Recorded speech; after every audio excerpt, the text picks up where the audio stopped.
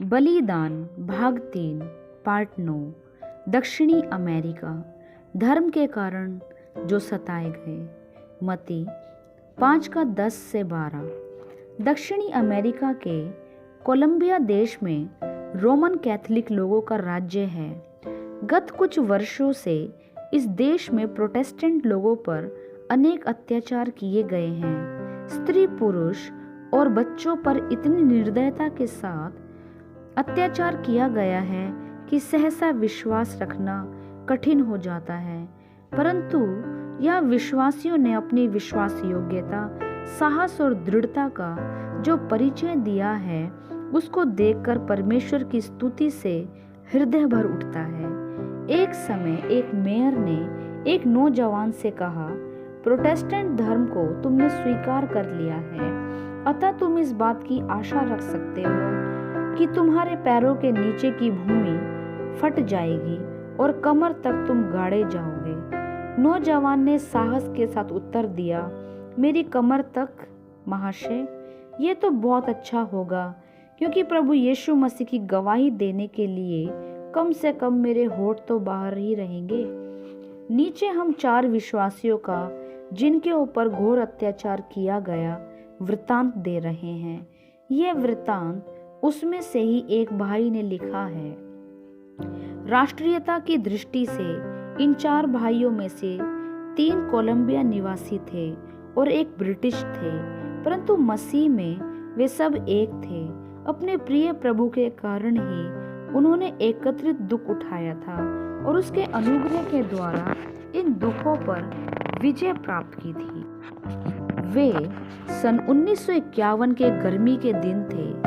एक रात को इन 3 कोलंबियन नौजवानों के साथ प्रभु ने अपने प्रिय नाम की खातिर मारिकीते में दुख उठाने के लिए मुझे भी चुना। यदि पुलिस वालों ने रविवार की शाम को, जब हमेशा 50 के ऊपर विश्वासी उपस्थित रहते थे, हमला किया हो तो क्या होता, यह मैं नहीं कह सकता। जिस दिन रात को वे आए, उस समय नौजवानों की सभा थी। बहुत से नौजवान बीमार थे।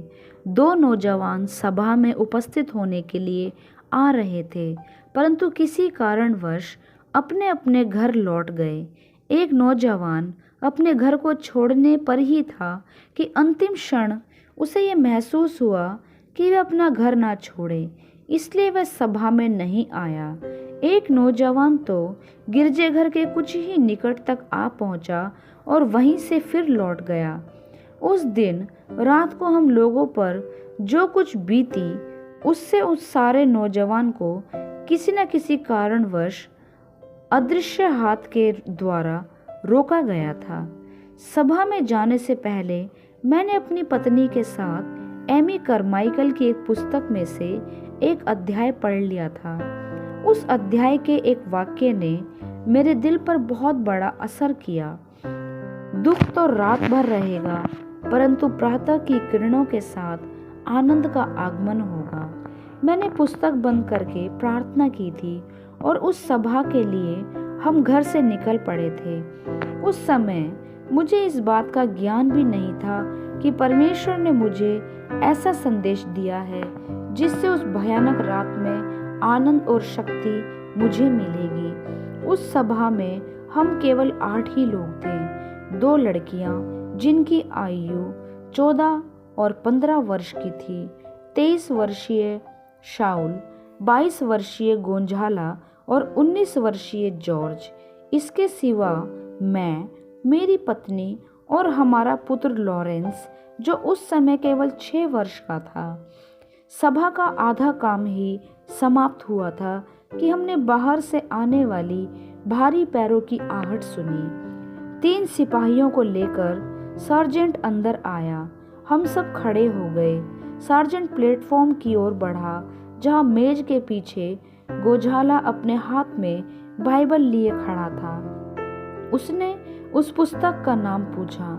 गोझाला ने बताया कि यह बाइबल है। उसका ध्यान अपनी ओर खींचने के लिए मैंने बताया कि मैं उस कलीसिया का पास्टर हूँ। उसने मुझसे पूछा कि ये सभाएं हम क्यों कर रहे हैं, और उसके उत्तर में मैंने कहा कि कोलंबिया के कानून के अनुसार इस प्रकार की सभाएं करने का हमें अधिकार है।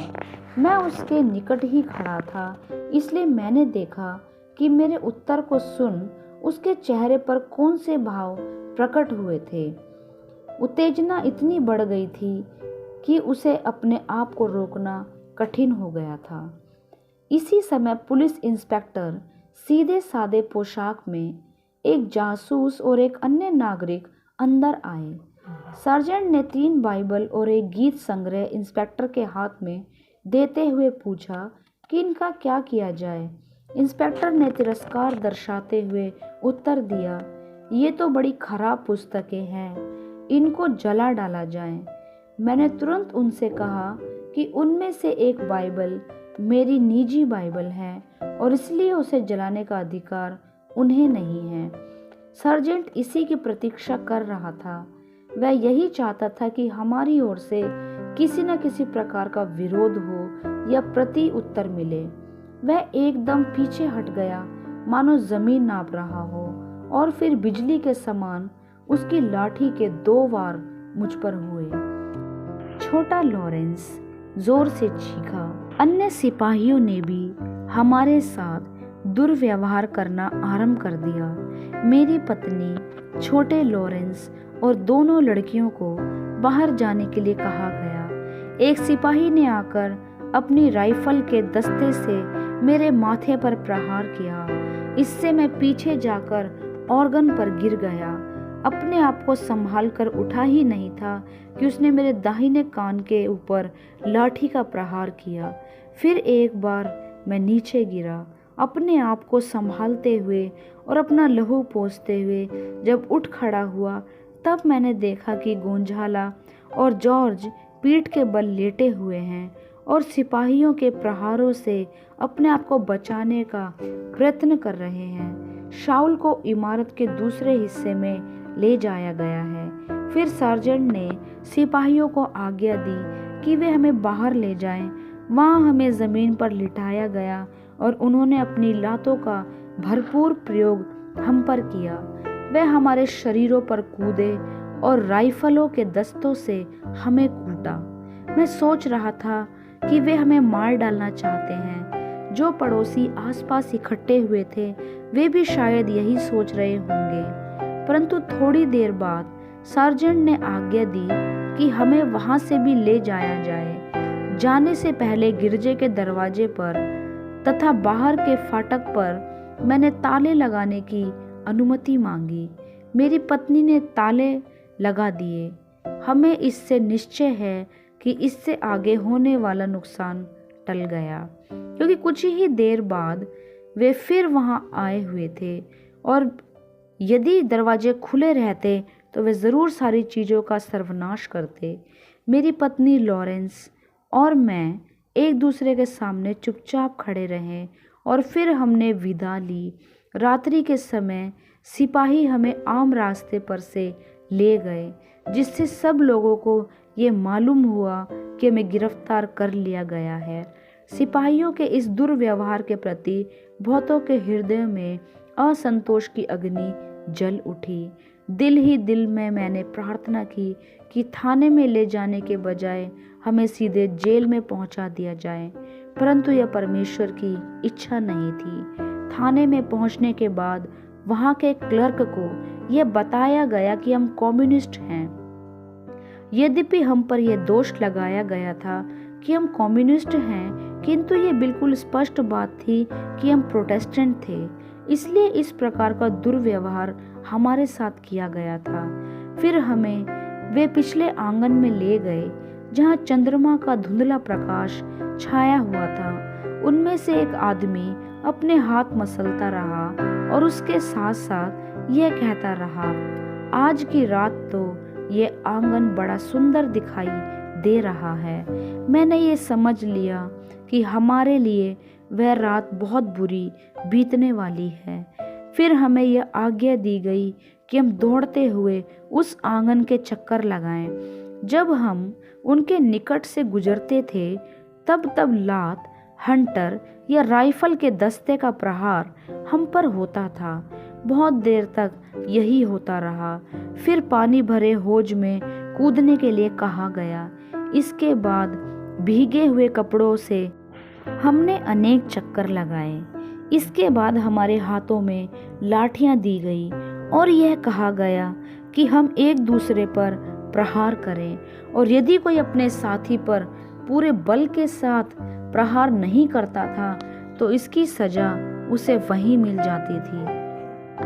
सिपाही द्वारा उसे खूब पीटा जाता था। इसके बाद पेट के बल लेटने के लिए कहा गया। फिर उसी दशा में लेटे लेटे घसीटते हुए उस गंदे आंगन को पार करने का आदेश दिया गया। जब हम इस प्रकार अपने आप को घसीटते हुए नाली के निकट पहुंचे, तब हमसे कहा गया कि हम उस गंदी नाली में बहने वाला गंदा पानी पिए। सिपाहियों ने अपने भारी पैर हमारी गर्दनों पर रखे और हमारा मुंह उस नाली में डुबो दिया। इसके बाद एक सिपाही के सामने मुझे बुलाया गया। उसके हाथ में हमारी गीत की पुस्तक थी। उसने मुझे एक गीत गाने को कहा। जब मैंने गीत गा लिया तब उसने अपना एक पैर मेरे पीछे रखा और जोर से अपनी मुट्ठी का प्रहार करते हुए मुझे गिरा दिया। यही 3 बार हुआ। गीत और प्रहार, गीत और प्रहार, गीत और फिर प्रहार। फिर एक बार हमें उस हौज में कूदने के लिए कहा गया। बाहर निकलने के बाद फिर दौड़ाया गया। इस समय पुलिस इंस्पेक्टर वहां आया। उसके हाथ में मेरी चमड़े की जिल्द वाली बाइबल, पुलपिट बाइबल और गोझाला की बाइबल और गीत की पुस्तक थी। उसने मुझे निकट बुलाया और बाइबल के कुछ सिद्धांतों के विषय में कुछ प्रश्न पूछे। इस अवसर को पाकर मैं बड़ा खुश था और मैंने परमेश्वर के प्रेम और यीशु मसीह के द्वारा प्राप्त किया हुआ उद्धार के विषय में बताया। मैंने उसे अपनी गवाही देते हुए यह भी बताया कि यीशु मसीह को ग्रहण करने के बाद जीवन में परिवर्तन होता है, और अंत में मैंने उससे कहा कि जो कुछ भी अत्याचार उन्होंने हम पर किए हैं, उसके बावजूद हमारे दिल में उनके प्रति किसी भी प्रकार का द्वेष नहीं है, और हम यह भी चाहते हैं कि परमेश्वर की आशीष उन पर हो। जब मैंने बोलना बंद किया तब उसने मेरे हाथ में पेट्रोल की एक कुप्पी रखी और मुझसे कहा कि मैं उन बाइबलों को और गीत की पुस्तक को जला डालूं। मैं बाइबल को नहीं जला सकता। मेरा विश्वास है कि यह परमेश्वर का वचन है। एक सिपाही ने अपनी लाठी प्रहार करने के लिए उठाई। जब मैंने ये देखा कि इन लोगों के साथ वाद विवाद करना निरर्थक है, तब मैंने ये कहते हुए कि परमेश्वर का अमर जीवित वचन आग नहीं जला सकती, घुटने टेके और बड़े भारी हृदय से उन पुस्तकों पर पेट्रोल छिड़का और आग लगाई। अब जब मैंने पीछे मुड़कर उस घटना को स्मरण करता हूँ, तब परमेश्वर के प्रति धन्यवाद से मेरा हृदय भर उठता है, क्योंकि उसी ने हमें शक्ति दी थी कि हम सिपाहियों के सामने सीधी सादी साक्षी दे सकें। गवाही देते समय यह प्रतीत होता था कि कुछ क्षण के लिए क्यों ना हो उनके हृदयों में कोमलता जाग जाती है। वे अधिक दिलचस्पी लेने लगते हैं। यद्यपि कुछ समय बाद वे फिर क्रूर निर्दयी शासक बन जाते हैं। वेदनाओं और पीड़ाओं के बावजूद भी उनकी इस क्षणिक दिलचस्पी ने मुझे अपरिचित साहस दिलाया था। अपने सताने वालों के दिलों पर परमेश्वर के वचन का थोड़ा सा प्रभाव देखकर मेरे मन में उनके लिए आशा जाग उठी। इधर उधर ढकेले जाने के कारण मेरे जख्मों में से लहू बहता रहा। समय धीरे धीरे बीतता जा रहा था। मेरे साथियों ने साहस के साथ इन अत्याचारों का सामना किया। उन्होंने ना तो प्रतिकार किया और न गिड़गिड़ाया। एकाएक केवल एक सिपाही को छोड़कर बाकी सब वहां से चले गए। उस सिपाही ने हमें एक कतार में खड़ा किया और ये आदेश दिया कि हम अपने शरीर पर से सारे कपड़े उतार डालें। उस आदेश के अनुसार हमने कपड़े उतार डाले। वह चला गया और अपनी राइफल लेकर वापस लौटा। मैंने सोचा कि अब अंत निकट है। और ये सोचते हुए मैंने अन्य साथियों से कहा, भाइयों, आप लोग इस बात को याद रखिए कि हम इन लोगों के हाथों में नहीं हैं, किंतु परमेश्वर के हाथों में हैं। मैंने दिल में प्रार्थना करते हुए अपने आप को और अपने साथियों को परमेश्वर के हाथों में सौंपा। अपने प्रियजनों के लिए भी प्रार्थना की। मेरे दिल में तनिक भी घबराहट नहीं थी, किंतु जिन लोगों को मैं पीछे छोड़कर जाने वाला था उनके लिए थोड़ा सा दुख जरूर था। क्या इसी समय अंत होगा? क्या इसी जगह और क्या इसी हालत में? सिपाहियों के आने से मेरी विचारधारा टूट गई। उस सिपाही ने राइफल अपने कंधे पर रखी और हमें यह आदेश दिया कि कटीली तार को पार करके हम दूसरे आंगन में चले जाएं। जब हम उस आंगन में पहुंचे तब हमने देखा कि हमारे पैर जलती हुई भूसी में झुलसते जा रहे हैं। जब भूसी इकट्ठी हो जाती थी तब उसमें आग लगाई जाती थी और वह रात दिन जलती रहती थी। कई मन भूसी मानो वहां थी। हम इस भूसी के एक ढेर पर चढ़े और कतार में खड़े हो गए। सिपाही हमें दिखाई नहीं दे रहा था, परंतु हम जानते थे कि वह वहीं कहीं ना कहीं है। फिर एक बार मैंने अपने साथियों को निश्चय दिलाया कि हम परमेश्वर के हाथों में सुरक्षित हैं। आगे के आदेश के लिए हम प्रतीक्षा करते रहे। क्या वह कुछ आज्ञा नहीं देगा?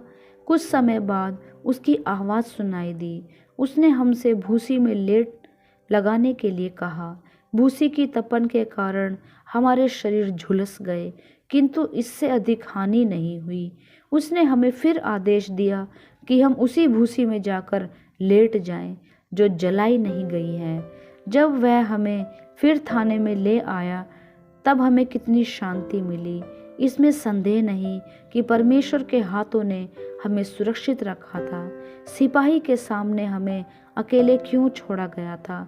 मैं सोचता हूँ कि इसमें केवल भूसी पर खड़ा करने का उद्देश्य नहीं था, किंतु इसमें भी कुछ अधिक था। अभी भी वह अकेला सिपाही हमारे साथ था। हम अगले आदेश की प्रतीक्षा कर रहे थे।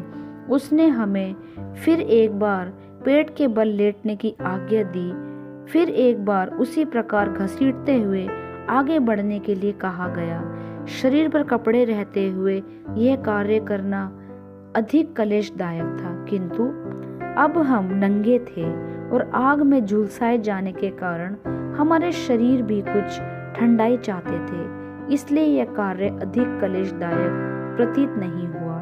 बाइबल और गीत की किताबें अभी भी जल रही थी और हमसे कहा गया कि हम घसीटते हुए उसके पास जाएं और उसके चारों ओर लेटें। हमारे चेहरे अब आग के बिल्कुल निकट थे।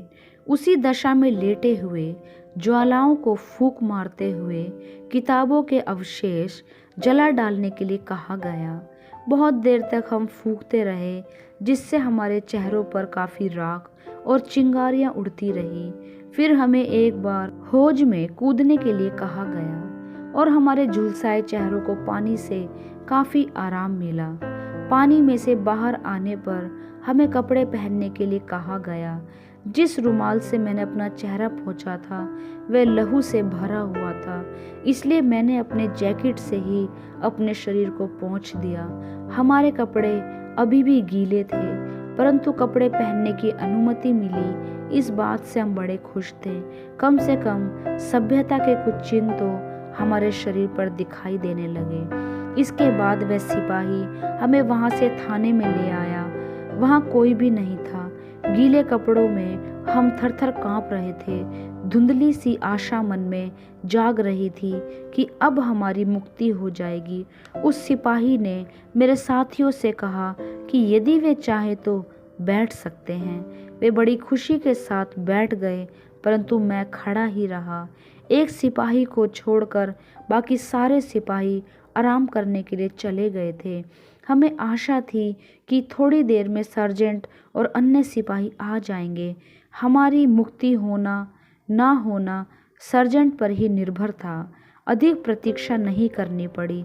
ज़ोर ज़ोर से बोलने की आवाज़ हमें सुनाई दी और हमने पहचाना कि वे आ रहे हैं। कमरे में प्रवेश करते ही उन्हें यह देखकर आश्चर्य हुआ कि हम अब तक वहीं जीवित हैं। परंतु ऐसा क्यों? मुझे स्मरण हुआ कि जब हम भूसी पर खड़े हुए थे तब मुझे ऐसा लग रहा था कि हमारा अंत वहीं होगा। क्या वे भी यही सोच रहे थे? सभी आश्चर्यचकित थे। तत्काल ही उनमें से दो ने हमारी निंदा करनी आरंभ की। उन्होंने हमें विश्वासघाती, कम्युनिस्ट, प्रोटेस्टेंट आदि बहुत सी बातें सुनाई। मेरे तीनों साथी भी अब खड़े हो चुके थे और ठंड के कारण जॉर्ज थरथर कांप रहा था। एक सिपाही ने उससे कहा, तुम्हें बहुत ठंड लग रही है ना? मैं तुम्हें घर जाने की अनुमति देता हूँ, किंतु तुम्हें दौड़ना पड़ेगा। क्या तुम्हें सुनाई दे रहा है? जॉर्ज ने यह कबूल नहीं किया। यही मुझसे भी कहा। मैं जानता था कि इसके पीछे क्या राज छिपा हुआ है। मैं केवल एक ही शर्त पर यहाँ से जाऊँगा। आप मुझे लिखी अनुमति दीजिए और फिर मैं धीरे धीरे चलता हुआ जाऊँगा, दौड़ूंगा नहीं। शाऊल ने कहा, डॉन गिलेर्मो, आप ना जाइए। यहाँ से निकलने के बाद वह आपको दौड़ने के लिए विवश करेगा और जैसे ही आप दौड़ लगाएंगे वह आपको गोली से उड़ा देगा। वास्तव में मेरी जरा भी इच्छा नहीं थी कि मैं अपने साथियों को छोड़कर चला जाऊं, परंतु मैं उन सिपाहियों को यह बता देना चाहता था कि उनका उद्देश्य क्या है। मैं यह जानता हूँ। मेरे साथी शाऊल ने सोचा कि खतरे को देखते हुए भी मैं वहां से नहीं जाना चाहता हूँ, और उसका उत्तर मुझसे भी अधिक विरोचित उत्तर था। परंतु उसके इस उत्तर से सिपाही और भी अधिक क्रोधित हो उठे। शाऊल के इस विरोचित और स्पष्ट उत्तर के प्रति उत्तर में उसकी पिंडलियों पर लाठी का प्रहार होने लगा। पिंडलियों पर मारने का उद्देश्य यही था कि वह किसी प्रकार झुक जाए, परंतु शाऊल निर्भीकता के साथ खड़ा रहा। वह झुका नहीं। उस पर होने वाला अत्याचार हम चुपचाप देखते रहे। जॉर्ज अभी भी ठंड के कारण ठिठुर रहा था और उसने सिपाही से ये विनती की कि वह उसे कम से कम यह आज्ञा दे कि वह थोड़ा इधर उधर घूमे, जिससे उसके पैरों में थोड़ी सी गर्माहट आ जाए। उसने इस बात को नहीं सोचा कि इसका उत्तर क्या मिलेगा। तो तुम व्यायाम करना चाहते हो? एक सिपाही चिल्ला उठा। तुम्हें व्यायाम करना चाहिए ना? चलिए फिर एक बार सब लोग उस पिछले आंगन में चलिए।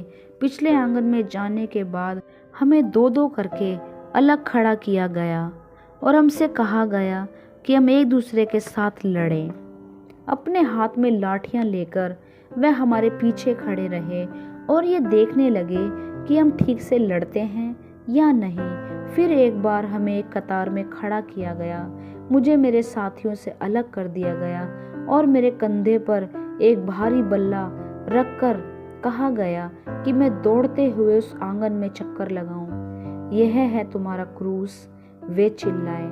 10वीं बार चक्कर लगाते समय जब मैं उस जासूस के पास से गुजरने लगा तो उसने कहा, यह बल्ला मेरे पास दे दो। उसने देखा कि मैं थक चुका हूँ और इसलिए उसने दया करके बल्ला अपने हाथ में ले लिया। इन सारे अत्याचारों के समय वही एक ऐसा था जिसने हमारे ऊपर हाथ नहीं उठाया था। इसके बाद हमें फिर कमरे में लाया गया।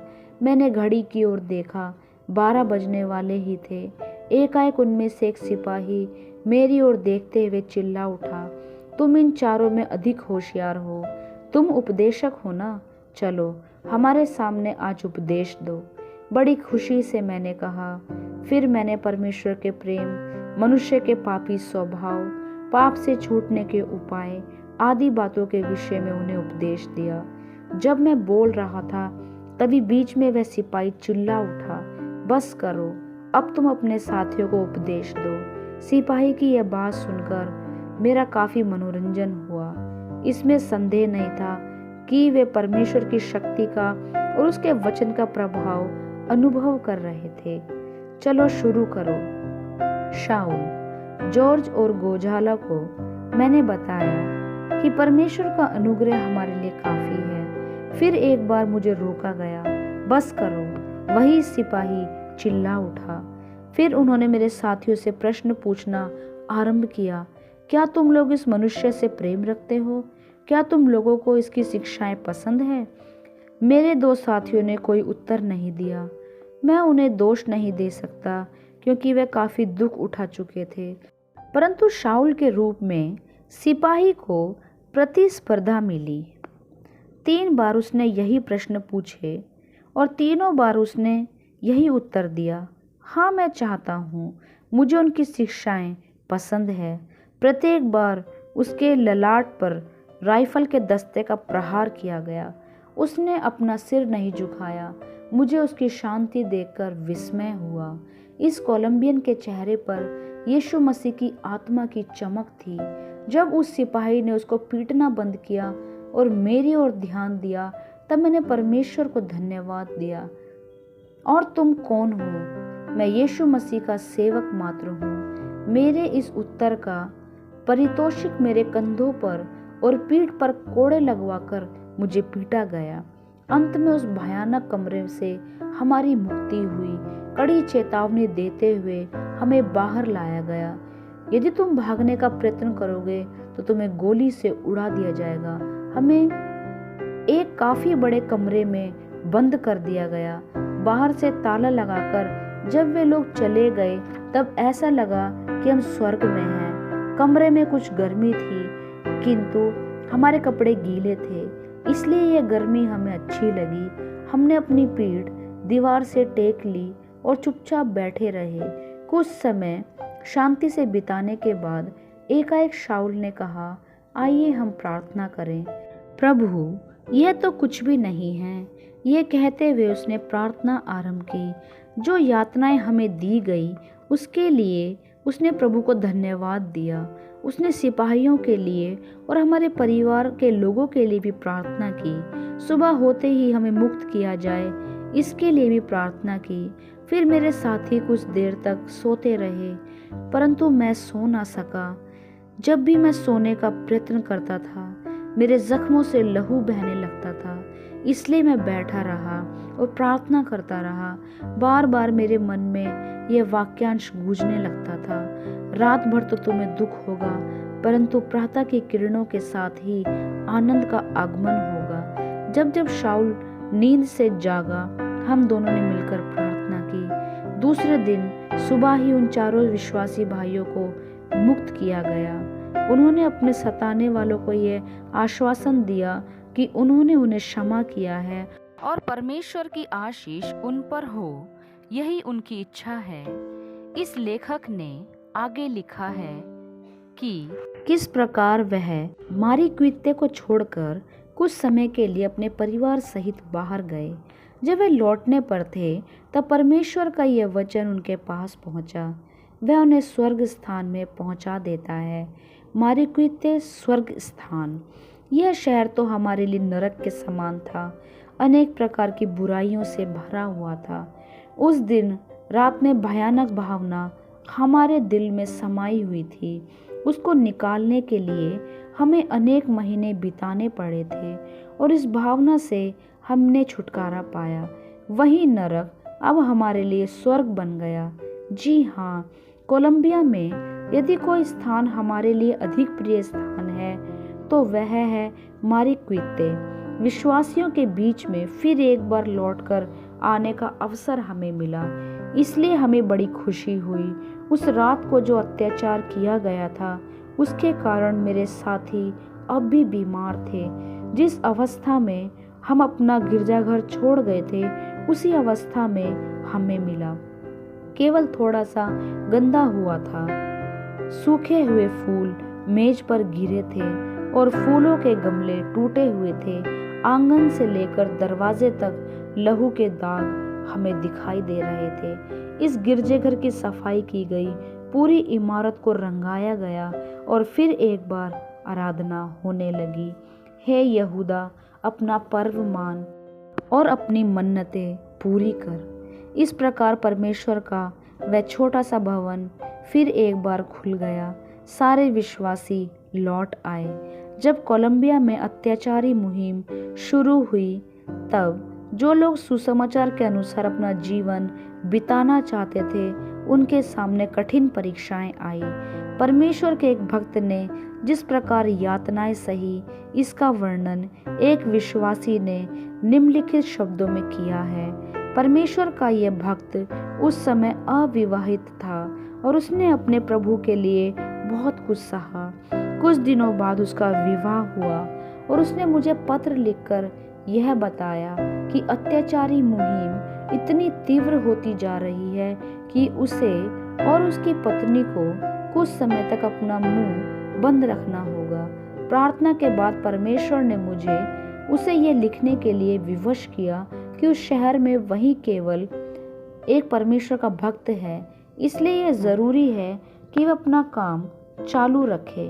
परमेश्वर ने उसे अनुग्रह दिया और शक्ति दी और परमेश्वर से शक्ति पाकर अगले 3 वर्षों तक वह बड़े साहस और निडरता के साथ प्रचार करता रहा। इन्हीं दिनों में उसने और उसकी पत्नी ने बपतिस्मा लिया। इसके बाद एक दिन उसके सामने भीड़ इकट्ठी हुई और उसके घर पत्थर फेंके जाने लगे। अपनी पत्नी और अपने 2 बच्चों के साथ वह एक कमरे में गया और वहां घुटने टेके और छुटकारे के लिए परमेश्वर से प्रार्थना की। जब वे प्रार्थना कर रहे थे तब बाहर की आवाज़ें थम गई और पत्थर फेंकने वाले लोग वहां से चले गए।